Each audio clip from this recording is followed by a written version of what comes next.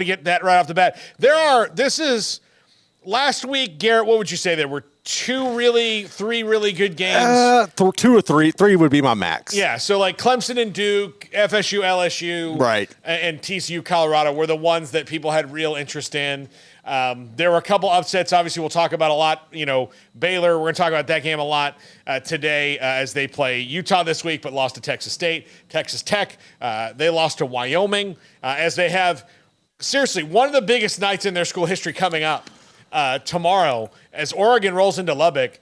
And that's a huge game. And like in the scope of things as far as, it's one game and all that, but they've got all 3 major apparel companies, Nike, Adidas, and Under Armour are there, like fighting for, like Phil Knight's coming to the game.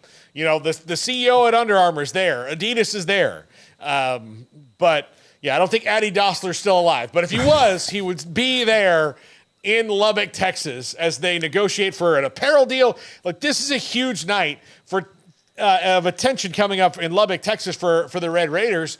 And, all that's usually kind of outside the game, but they do that coming off one of the big upsets of week 1. Yeah, it's really concerning. I think when you look at this game and obviously the Baylor-Utah game, I think they lost some of their luster from a national standpoint.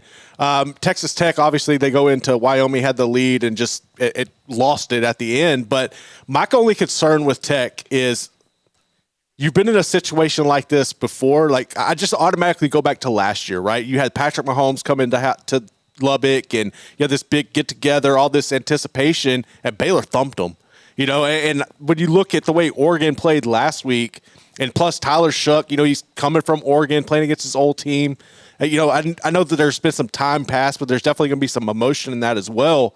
But, man, Oregon is just on a different level right now.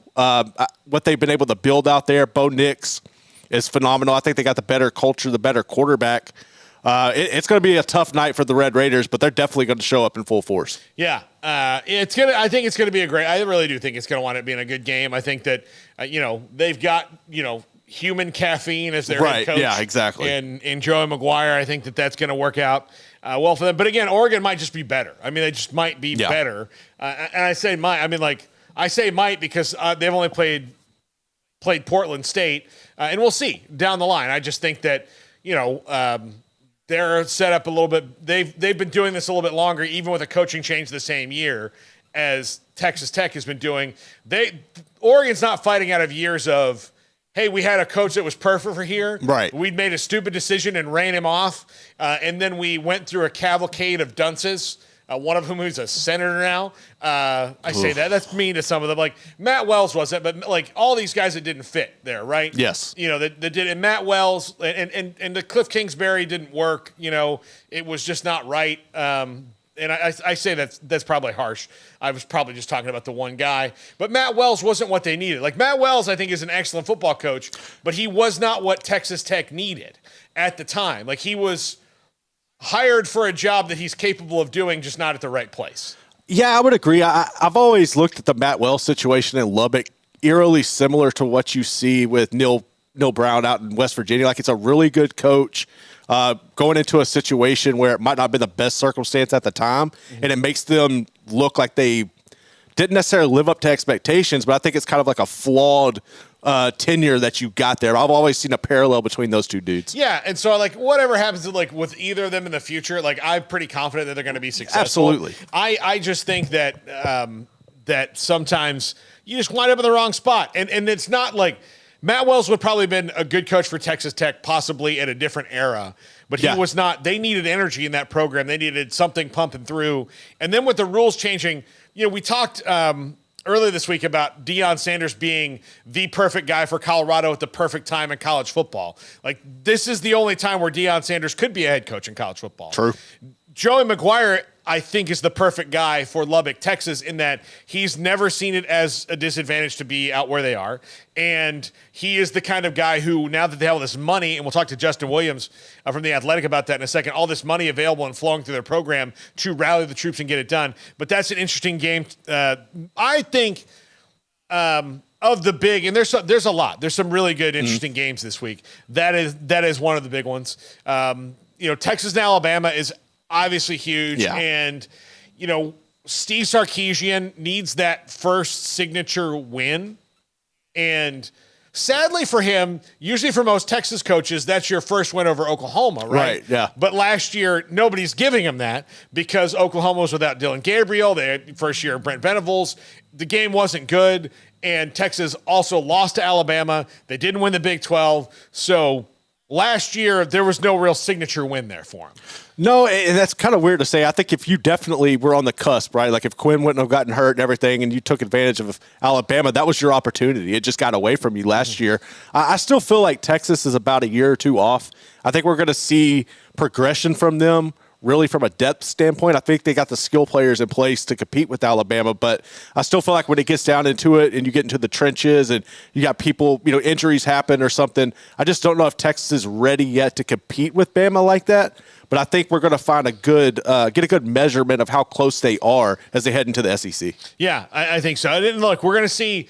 This is also the weeks where Alabama, that's it. You know, this is the year that they do that. I even said this might be a reset year for them, and I haven't moved completely off that, but I'm a completely split mind on Alabama right now. Yeah. 50% of my brain thinks this could be a reset year. And a reset year for most schools is 7-5, 8-4. You just had a great class roll through. They did everything perfect. You won the conference. You played in a big bowl game, all that.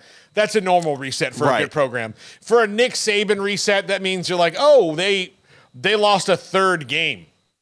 Yeah, I also feel like anytime he's ever doubted or there's his back's against the wall or something, they're eerily dangerous. They're more dangerous than normal.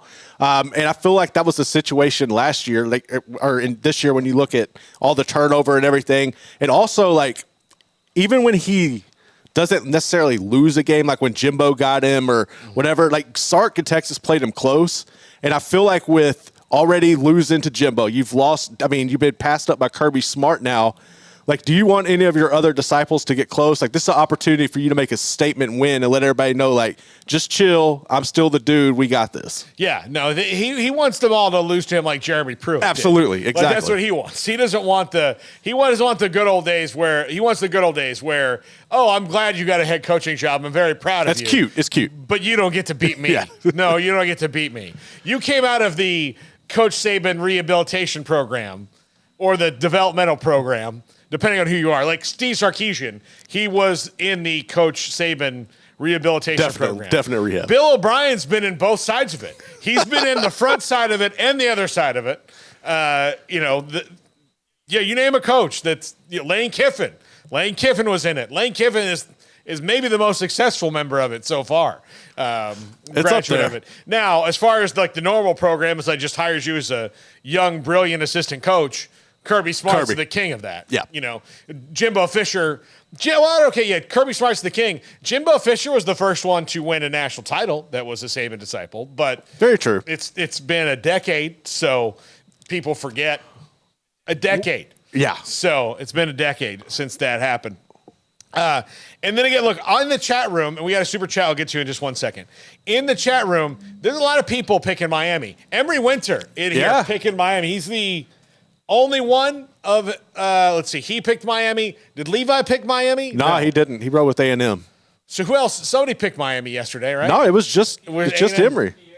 Oh, Pierre did. Pierre picked Miami. So, all right, so we have a bunch of different people picking. Emery going with the Canes.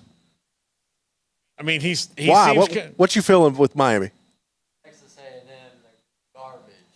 Garbage team. Just garbage. Yeah, A&M garbage. straight garbage, he says. Not like the trash can rice bowl from Club Sandwich right here. Well played. That's it. But no, this is delicious. It will be. Look, the Wolves are about to get this when we go to break here in a second. But I think that one's going to be interesting.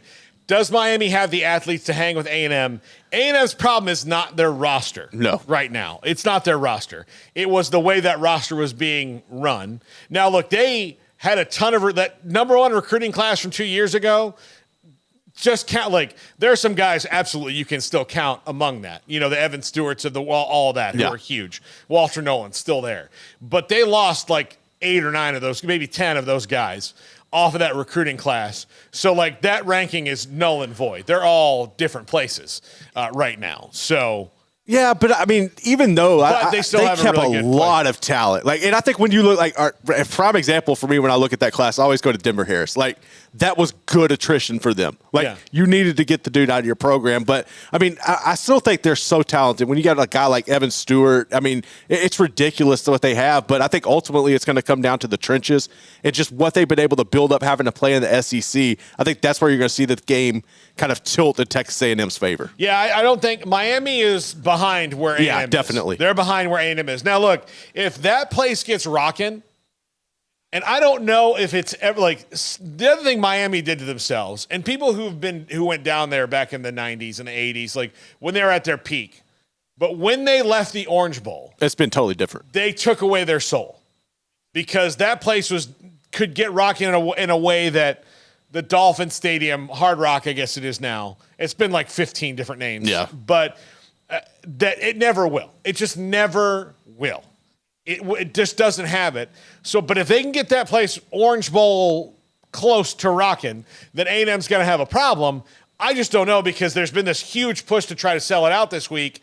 And if you weren't sold out before this week happened with a SEC team from Texas coming down, I don't know what you're going to do by Saturday. Yeah, I don't really see them selling that out. I mean, Miami's one of those weird places where you got to be winning to even draw the attention in. And as far as like the atmosphere going from what they lost with the Orange Bowl to now with Hard Rock, like, do you think that might have changed? This is going to be a stupid question, but do you think that would have changed if they would have had the success when Hard Rock was built and you build that environment and that's the expectation for the atmosphere at the time, the way the Orange Bowl had been established? Yeah, I don't know. I mean, like, they just moved into the Dolphin Stadium. I mean, like, that's all they did. Yeah. You know, so and that place has been remodeled and they're doing more because they want to host it. Like, they have to keep doing it so they can keep hosting Super Bowls and all that. But I'm not a fan of college teams playing in NFL stadiums. I hate it. Yeah. I just don't like it. I think that I only